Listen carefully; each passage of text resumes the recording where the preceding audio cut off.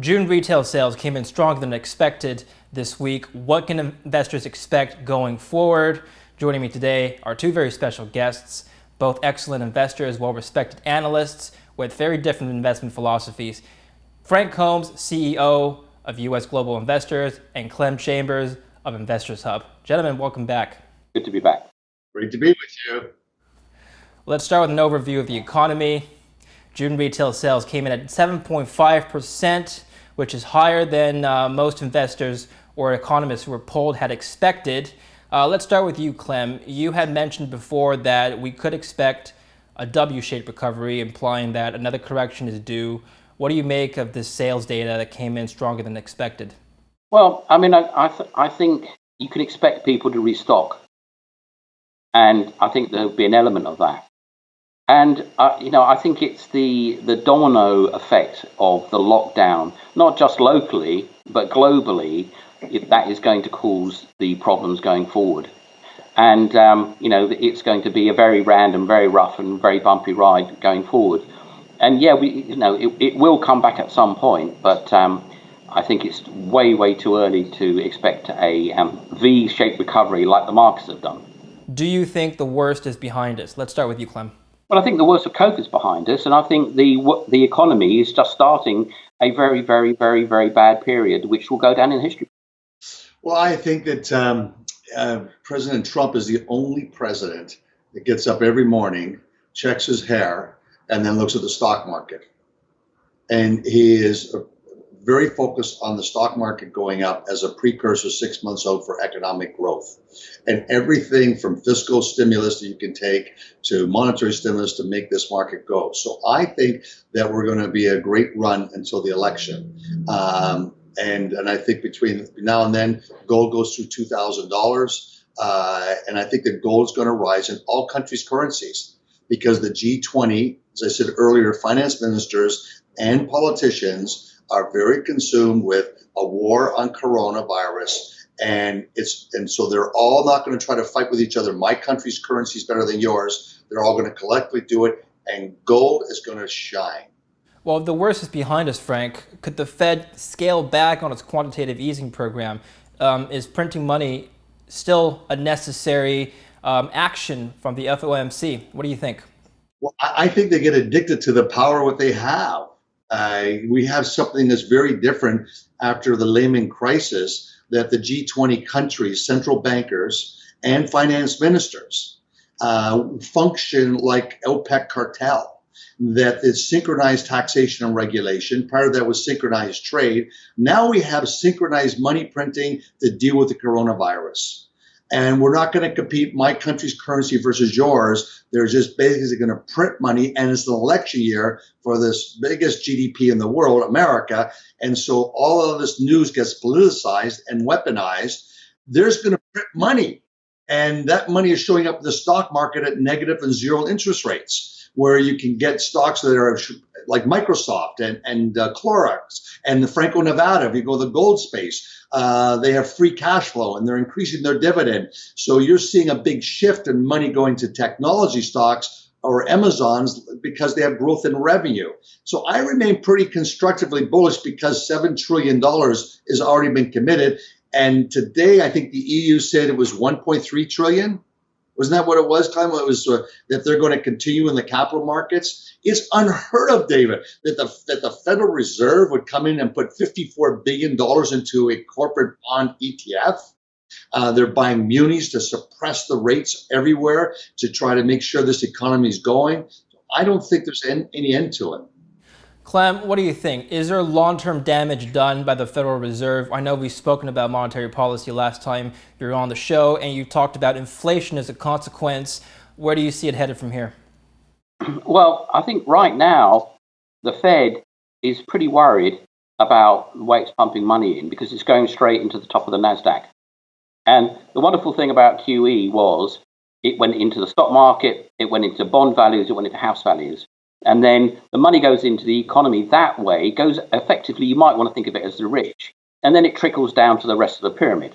And therefore, inflation is suppressed by that method because it doesn't get out in one big whoosh. Well, here, there's a lot of whooshing going on because people who are not well off people who have to spend and want to spend are getting the money. And that is going to be inflationary. That's probably why those retail sales are so strong, because in inverted commas, I don't really like to use this word, but I'm going to, poor people are getting the money. And poor people getting the money does make inflation. And so we're seeing that. But I think the Fed realizes that QE, old style QE, goes straight into the NASDAQ. Now, if they keep doing that, the NASDAQ will bubble. And I think that's a high risk, even more than it is. It will go vertical, and it will go vertical very soon. And if it goes vertical, it will then drop like a rock. And then you'll get the second crisis, because everyone's going to run for the exit if that starts to happen. And if the NASDAQ were to do a 2001, then you're going to get a secondary financial crisis. So you've got a 1-2 punch. You've got COVID, and then you've got a stock market crash. Frank, do you agree? Is there a stock market bubble, especially within the tech sector? No, I don't think so, because I think that's where revenue growth and earnings are. And what's really important is that we're in a zero interest rate environment, and that just totally changed the landscape. And then two, now we have the government with unprecedented growth going into managing interest rates. So I did know that in March and April, rates fell in the U.S., but mezzanine funding went to 15%. Friends of mine were rolling over $50 million in real estate, and immediately it went from 4.5% to 12%. And so the government's come in to try to suppress those through ETFs. This is a very different world. And I think is rather than a war against country, it's now a war against coronavirus, and it's collectivism. So it's very bullish for gold. And let's take a look here, David. If you look in the past 18 months, gold has been in the golden cross, the 50 days above the 200-day moving average.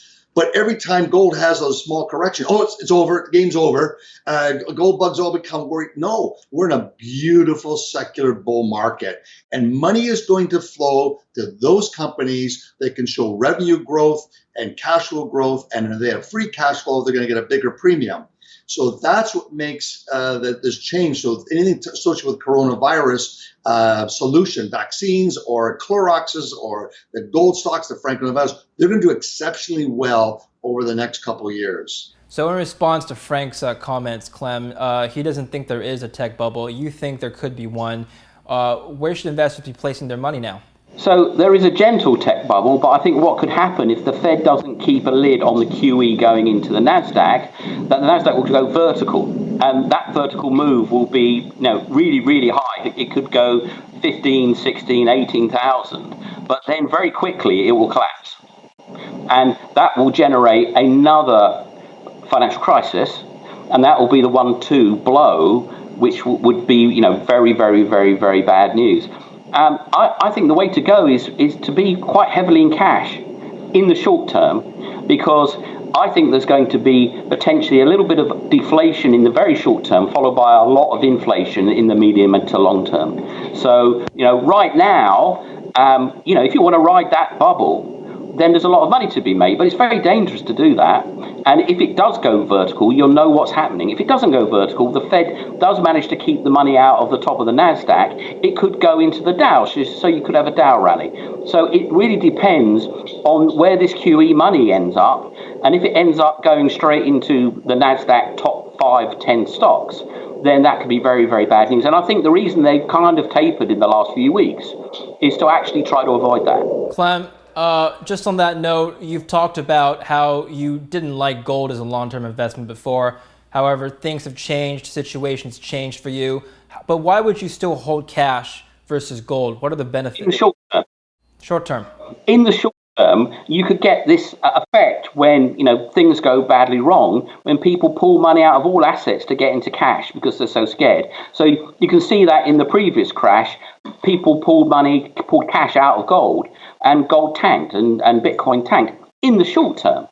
And therefore, that can be a little bit of a worry for those people that don't want to see that short-term move. But in the actual long term, you might as well hold. It makes no difference. But people normally are much more worried about the short term than they are the long term. In the long term, I just think there's going to be huge inflation. Maybe not as huge as I'm worried about, but certainly 100%, 200% in the next 5 years. And therefore, you've really got to find all practical inflation hedges that you can find, and over between now and the next 6 months, use them as a haven for what's coming next. It's not a short-term trade; it's a medium-term trade. Frank, what do you think? Could you hold gold both in the short term and long term? Just this year, precious metals have outperformed most other commodities. What do you think? Well, for this century, gold has far outperformed the S&P 500 2-1. It's outperformed Berkshire, and in the past decade, Franco-Nevada is more than 2 times what Berkshire Hathaway's delivered. So I think no doubt gold is an important asset class. But Clem, what's interesting, I agree with you, and I've always been looking for this inflation, but my reality check was they just changed the factors that create a CPI number.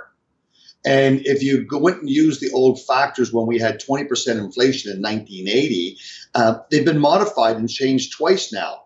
If you went and used those factors, inflation a year ago was 9%, but it's only 2.5%. Yeah.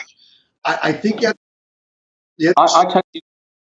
totally agree with that. If you want to use the other model, yes, we have inflation. And I think it could probably become much more severe, but it's not going to show up in that CPI number the way that people are going to judge it by. And I think that's the reality. Technology is much cheaper to buy. Housing, car loans in America, I don't know. It's like in Europe. I just know in America, it's cost nothing for a car loan. If you go and get, I'm told in Germany, a car that's powered by like a Tesla, equivalent of BMW, then you're going to basically be totally funded by the government. It's the minimum cost. It's $100, 100 euros a month or something. So it's a very different world of trying to judge it. And I'd rather use gold as the proxy of seeing that stress that's in the marketplace. Clem, your response? Well, I don't think we're going to get a nice linear analog set of moves over the next few years. I think we're going to get some step changes. I think we're going to get some resets. I think we're going to get some, OMG moments where things don't work like they used to work anymore, because these governments are going to face situations where they can't fund themselves. And the classic way out of that is to print money like nobody's business and go into a situation which, in our lifetimes, we wouldn't recognize in our countries, but they'd recognize them in Hungary in the 1950s or Germany in the 1920s or in Venezuela today. So I think there's going to be a lot of gaps in the way that these markets coming up are going to work. And I do think there will be old-fashioned inflation, and they can do what they like, but people will notice the price of bread go up, even though it's not a big deal these days how much bread costs. And I think there will be a lot of old-fashioned inflation. We have not only had old-fashioned inflation with new-fashioned ways of measuring it, but when you look at the inflation we've had in assets, and the asset that really counts for most people, outside of people like us who've got a reasonable amount of money, is houses. I mean, they are absolutely off the dial in comparison with what they cost when I was a kid in terms of what people were earning. And that is inflation, but that's not one they measure, right? But it's very important inflation. Now, I don't even think that will match with the inflation coming next, because I think things that you wouldn't expect to go up will go up, and things that you would expect to go up will go down. I think there's going to be this slightly revolutionary change because the system has just basically blown up, and I don't think it's going to repair in a linear way. I don't think we're going back to the past. We're going into a very different financial, social, and economic future because they've wrecked it, and it won't go back together again in the same shape that it was before it was torn apart. All right, so it sounds like you both think that the monetary situation is conducive to more money printing in the medium term to long term.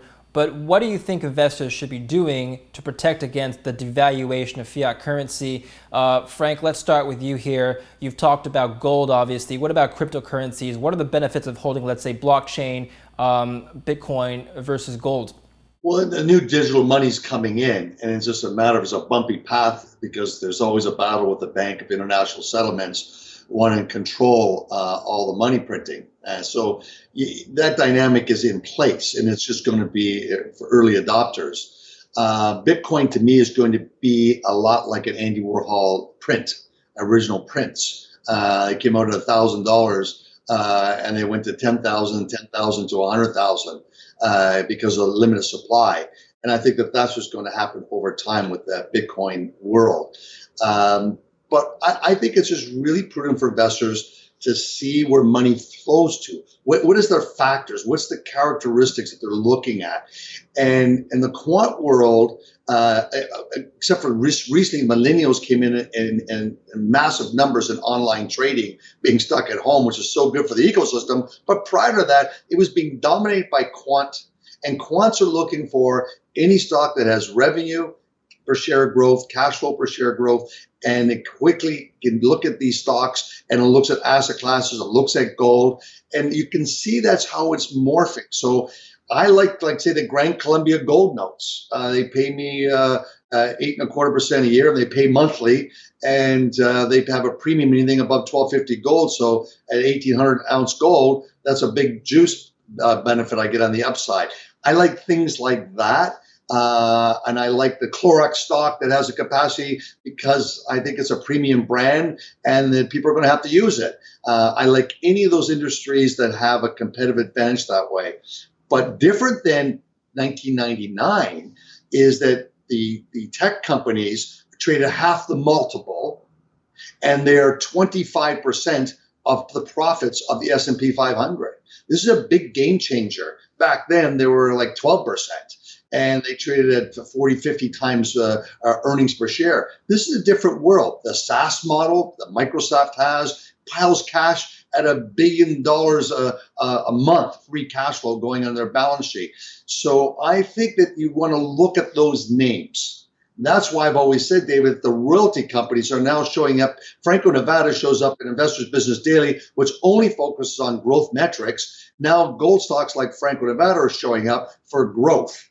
And you're going to get a bigger audience buying those names. And I think that that's what's important for investors to look for. Clem, I know you also have thoughts on Bitcoin. So where do you stand? Bitcoin versus gold stocks? Well, I think if you actually look at the full range of where you can put your money, most of it will make you want to throw up. I mean, would you want to put money into bonds when maybe, it's not going to be 0% forever? Maybe it will be, but I mean, it's not a happy place. Equities, it's not a happy place. I mean, Google said that their sales are going to be down 25, 30%. I mean, they've almost announced, I think they announced that. And yet, all this stuff is going up. Apple, you can't tell me that Apple are going to sell a huge amount more iPhones. And yet their stock is up. So, that spins your head. So where can you put your money? Well, equities is a hedge against inflation. Well, gold stocks, well, that's great. Gold stocks, gold in an equity wrapper, not a bad place to put your money. I have a soft spot for what I call B2G, business to government, because government aren't going to stop spending. They'll devalue the whole currency doing it, but they won't stop spending. So if you've got a lock-in and your business is just dealing with the government, that seems pretty secure. So that's a place to go. But, it's just really hard. I've got way too much money in crypto. I've got way too much money in gold. I've got way too much cash. I've got way too much equities, which is not a lot in comparison to what I would normally have. It's just, in a bear market, everyone's going to be a fool, right? Because everyone's going to lose money. That's what bear markets do. You have to be a flaming genius just to stand still. In a bull market, which is kind of what we're in, any fool can make a load of money. It's easy. You just have to buy something at random and it'll go up, right? But, I do think this market, in a sense, well, certainly it isn't in America, but everywhere else, it's a bear market. And this American crazy bull is going to go away. And it's probably ending quite soon. The party is probably going to end the moment the Nasdaq goes vertical. That will be the, time, gentlemen, please. And if it does do that, everyone better run for cover. They might be able to trade a lot of money up. You might be able to go short and make a fortune. But for most people, that's the signal of the beginning of a very bad period of time. And I think the Fed will try to stop that. And maybe that will push it into the down. Maybe they'll succeed in nailing these indexes and enabling them to kind of sort out over 3 or 4 years like they did the last time round. Let's hope so, because I don't want this misery on all these people. I don't want to be the only man on the island where everyone else is starving. I hope they sort it out. But I can't see them managing that without a big dose of inflation that will devalue your money. And as I wrote somewhere, The difference is the ability to go on holiday to Hawaii or go down the beach and sit on a deck chair for most people. So, I think people just need to find ways of protecting their cash in the medium to long term, because it's a very, very rocky medium to long term coming up. Excellent thoughts from both of you, Clem and Frank. Thank you both for coming on the show today. Appreciate the time. And thank you for watching Kitco News. We'll have much more for you. Stay tuned.